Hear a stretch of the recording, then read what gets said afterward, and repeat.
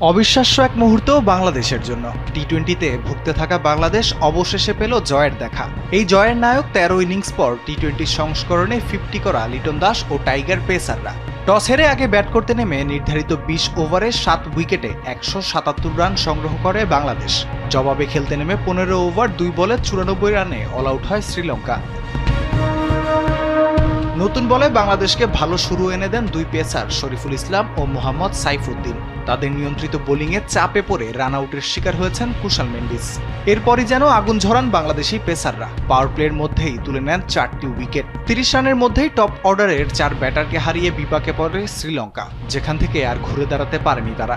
নিয়মিত বিরতিতে উইকেট হারিয়ে ১০০-র আগেই অল আউট। সম্প্রতি সময়ে সাদা বলের ক্রিকেটে ব্যাট হাতে বেশ ভুগছেন লিটন দাস।